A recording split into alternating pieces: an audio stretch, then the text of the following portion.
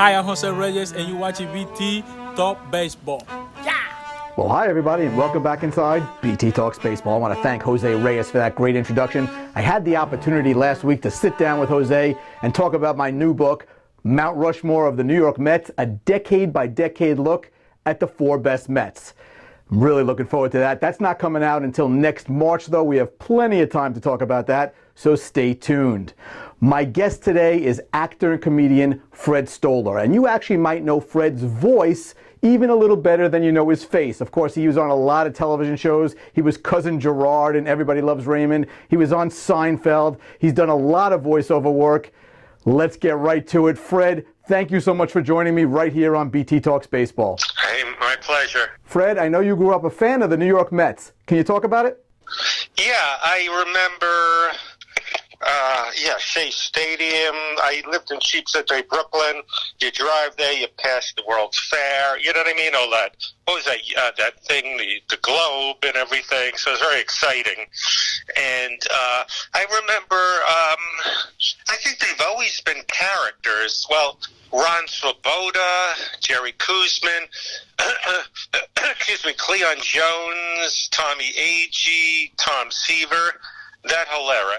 And I know you were really a fan of the 1980s Mets as well, right? Oh, the 86, yeah, well, the Keith Hernandez, but just fun, yeah. Again, I think I like Mookie Wilson the best. I remember, I bought Mookie Wilson's book. I mean, to be honest, when I kind of stopped following baseball, I moved to LA in 88, and I became a weird kind of sports fan where growing up I loved the Knicks and the Mets, but then something changed in me where I kind of didn't have a team anymore, rooted against either evil empires like the Yankees, or I got tired of the same people winning year after year.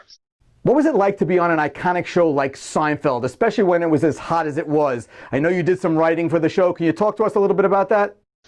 Well, it's amazing that it's TV history, but it wasn't like the way usually TV shows are done, where there's a table and you're in on the process.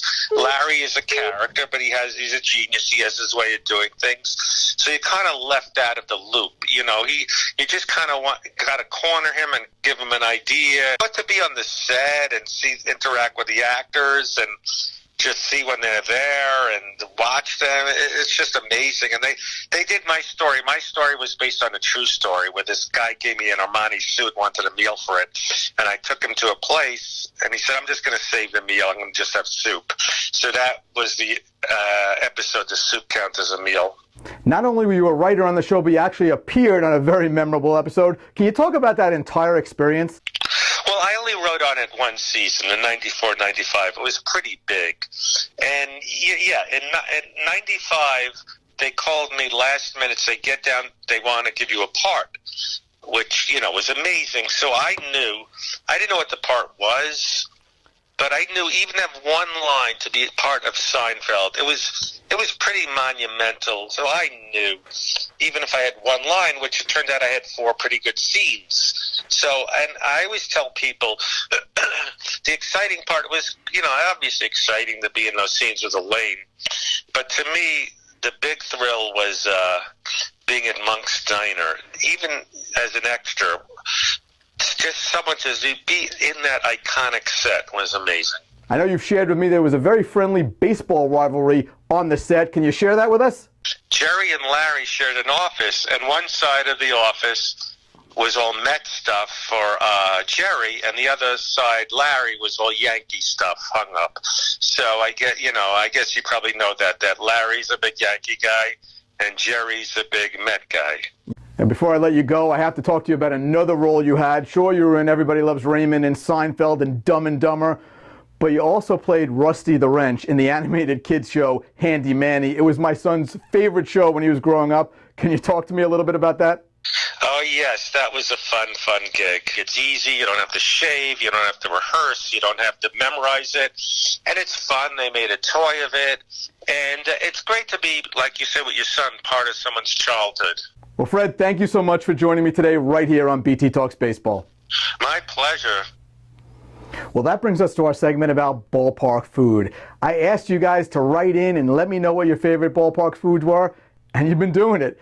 Today I'm going to talk about a food that was sent in by Jeff Cohen, one of the co-hosts with Len Aberman of Baseball and BBQ, a great podcast. You should check it out. I've been on it a couple of times, and that's not why I'm saying it's great. It's really good. They not only talk baseball, but they talk about barbecue. What could be better?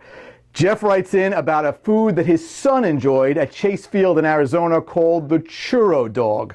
And I have to tell you, this churro dog sounds unbelievable. It is a churro rolled in Oreo cookie crumbs in the middle of a white iced Long John donut, topped with 3 scoops of vanilla ice cream or yogurt, strawberry topping, whipped cream, chocolate sauce, and more Oreo crumbs. Jeff said he gained 10 pounds just thinking about the dessert. I think I just gained about 5 pounds reading about the dessert.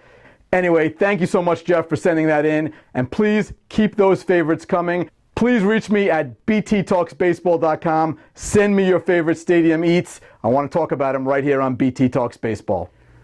Well, now it's time for Mel's Memories, and yet another painful memory for Mel.